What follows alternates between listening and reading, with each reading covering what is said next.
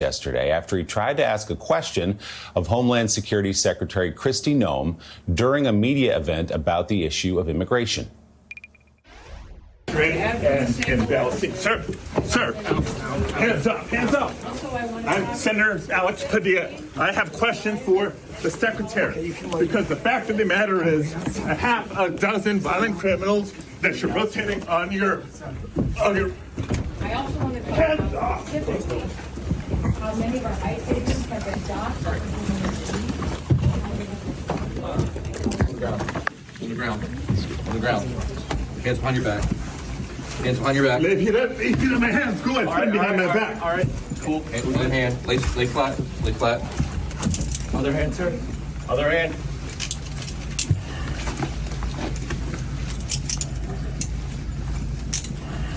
There's no recording allowed out here.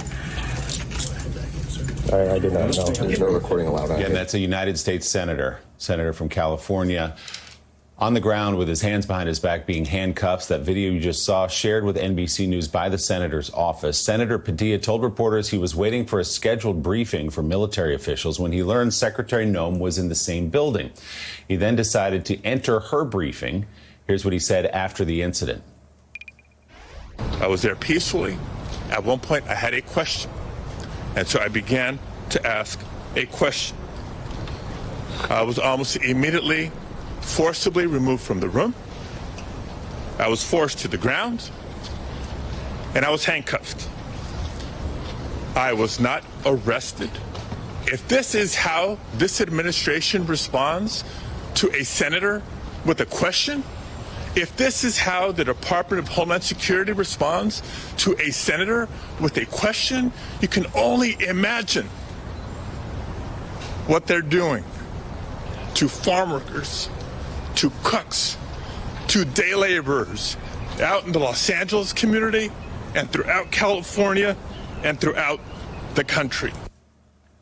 Now, Secretary Noem offered a different account of what happened. During the interview on Fox News, she claimed Padilla did not identify himself. You heard him identify himself. Let's hear what she said. We were conducting a press conference to update everyone on the enforcement actions that are ongoing to bring peace to the city of Los Angeles. And this man burst into the room, started lunging towards the podium, interrupting me and elevating his voice, and was stopped, did not identify himself, and was removed from the room. So as soon as he identified himself, appropriate actions were taken. But I would say that, I had a conversation with the senator after this. We sat down for 10 to 15 minutes and talked about the fact that nobody knew who he was. He didn't say who he was, that until he was already had been lunging forward and people were trying to detain him for quite a period of time. So the argument from Secretary Noem and from many others in the Trump administration that looked to them like some random guy charging the podium, clearly, as you heard in the video we played, he identified himself as Senator Padilla. Let's listen again. Sir, hands up. I'm Senator Alex Padilla. I have questions for the Secretary, because the fact of the matter Secret Service officials tell NBC News they interviewed the senator after the incident, quickly determined he had no intention to harm the Secretary and was not charged. So, Maria Teresa Kumar, obviously that is a very jarring scene. To see a United States senator forcibly removed, thrown to the ground, and handcuffed and arrested. What do you make of what we saw there? I mean, you can quibble with his tactics, perhaps, that he shouldn't have charged in there maybe, but he clearly identified himself. What do you make of what we saw yesterday? Well, I think, first of all, he didn't charge. He was asking questions. But let's take a step back, Willie. Let's assume that she did not hear him identify himself. How many times have we witnessed leaders at a podium, whether we're talking about Senator McCain, whether we were talking about Bush, whether we're talking about Obama, even Secretary Mayorkas, how many times have they been in a place where they are heckled at the podium? And they do what is right, what leaders do. They de-escalate the situation. They basically say, you know what, I can't take your question now, but perhaps afterwards. That is the job of a leader.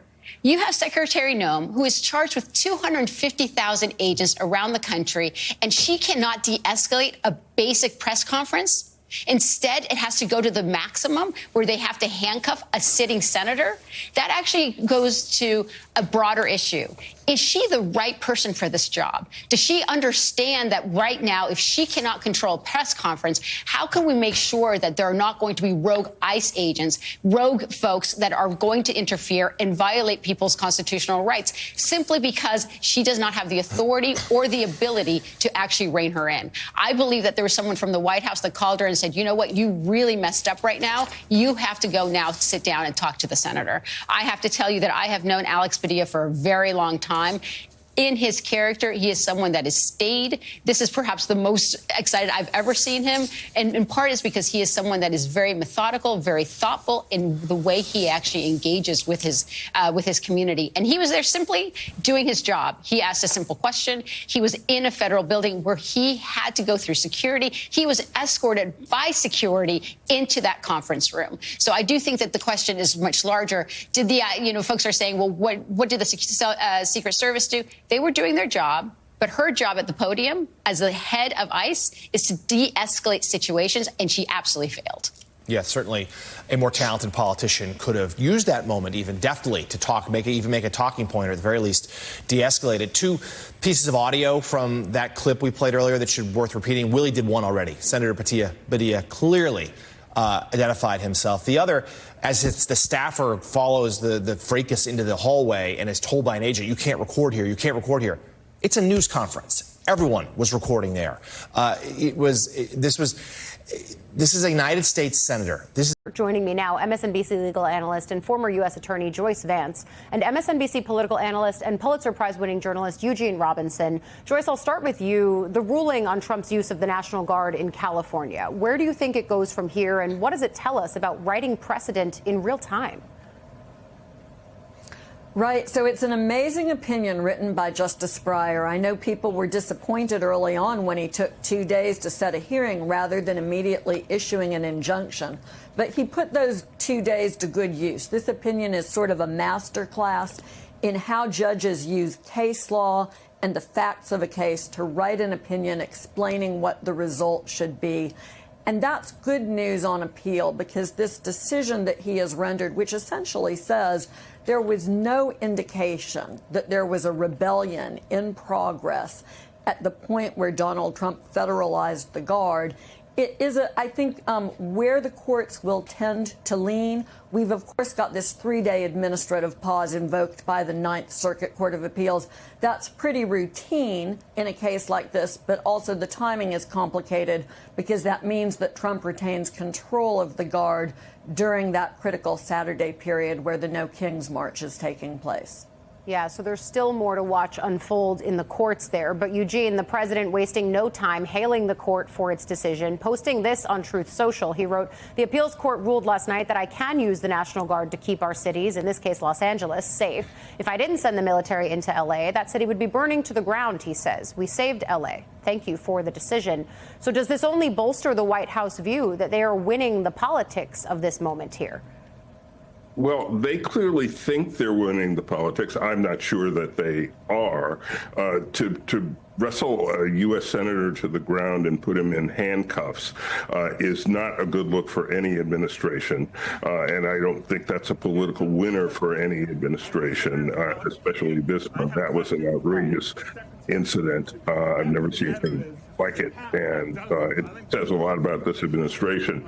On the legal front, I'm glad we have Joyce here, because Joyce, I do remember an instance in which a president federalized the National Guard over the wishes of a governor. It's down in Alabama when President Kennedy did that to integrate the University of Alabama and get George Wallace to stop standing in the schoolhouse door. Is that not a precedent that President Trump can point back at, or is this situation that different?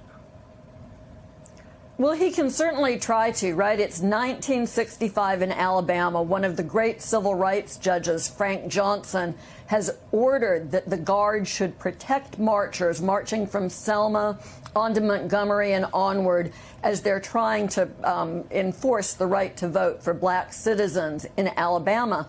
and the National Guard doesn't respond. The governor of Alabama, who was a law school classmate of Judge Johnson's, just simply refuses to engage.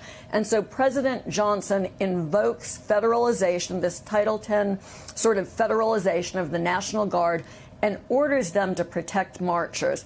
Now, look, I think you're correct, Eugene, that in some sense that's a precedent that Trump could rely on. I don't think he wants to, both because of the context in that case and also because of the fact that that was an incident where the Guard was being used to protect citizens. And this is a very different one because President Trump is making this rebellion claim. The entire legal context is different. I don't think the Alabama precedent is very helpful.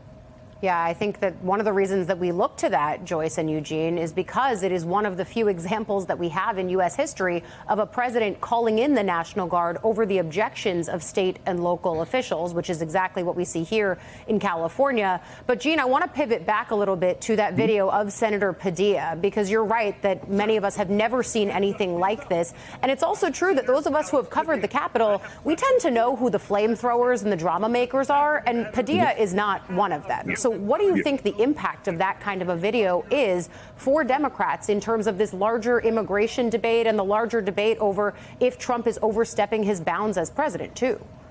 Well, look, I think Democrats will be able to point to this just to as an example of the bullying tactics, the excesses of this administration, the way they always escalate any sort of potential conflict. Even there wasn't even a conflict here. It was a U.S. senator coming in to ask. Could be looking at the end of Kristi Noem here.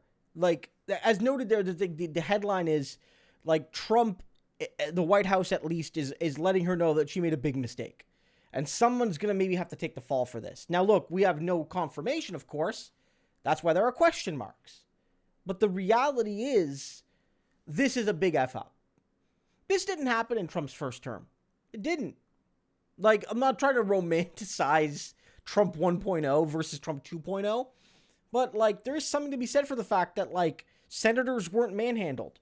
Members of Congress weren't tackled to the floor by, like, Trump's agents. Right? Didn't happen. Did this time. And, like, not at a contentious thing. This wasn't like he was even at the protests. Like, I'm not trying to defend that even, but it's not like he was there at a protest.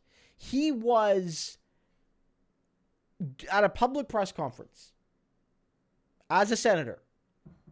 He made that clear. She knew better. Her staff knew better. There's little nuance here.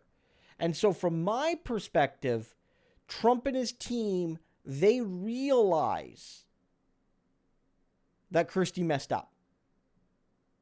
And ultimately, the buck stops with the president. And so what does he have to do? Somebody might have to get thrown under the bus. So there's a chance that this could be the bell tolling for Kristi.